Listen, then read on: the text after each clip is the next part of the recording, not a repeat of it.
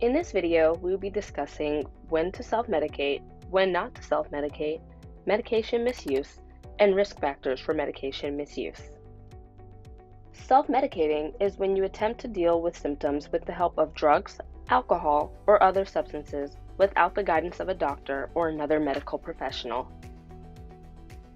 Next, we will be discussing when to self-medicate and when not to self-medicate. If you have to self-medicate, it is very important to recognize the symptoms. This could be based off of information that you've gotten from a medical professional in the past or a previous diagnosis. The next step would be to treat your symptoms.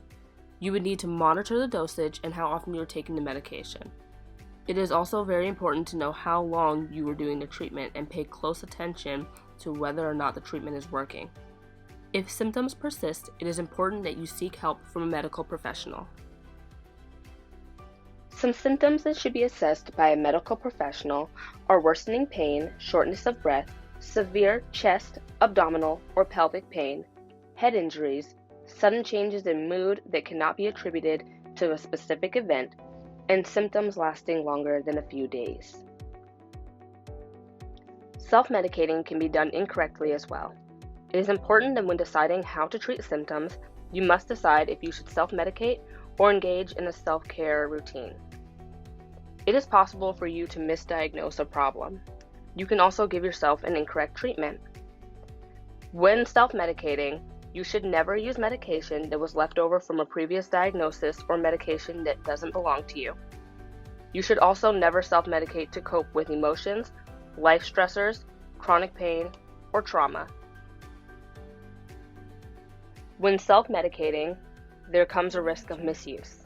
Misuse is when you take a medication in a way or dosage other than how it was prescribed or to get high, even if it is for a legitimate medical symptom. Accidental misuse of a medication would be when you take a medication accidentally, when too much of a medication is taken accidentally, and when the wrong medication was given or taken in error. Intentional misuse of medication is when you are using medication that was not prescribed to you or are using medication for reasons besides its intended reason. These reasons can include getting high, to deal with emotions and/or feelings, to treat symptoms if medications were not prescribed to you, or for that specific problem. If you are taking a larger dose than prescribed or taking them in a different way than prescribed, this can also be considered intentional misuse. You may be at a higher risk for medication misuse when self-medicating if have easier access to medication, are experiencing chronic pain,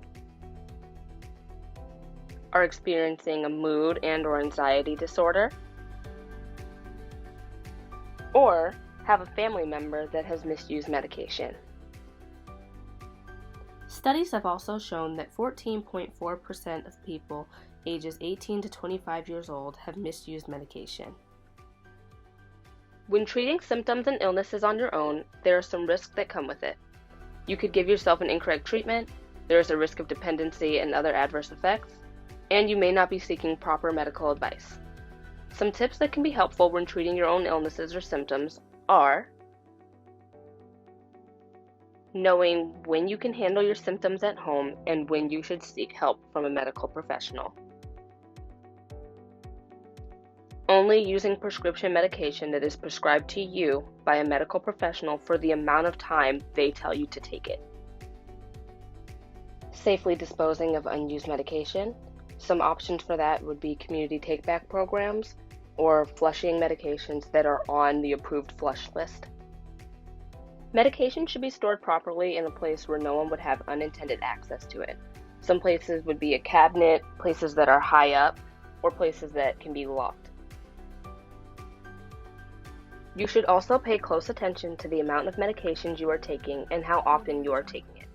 This will help you manage the symptoms and determine if you need to seek assistance from a medical professional. Finally, you should use self-care when it's appropriate.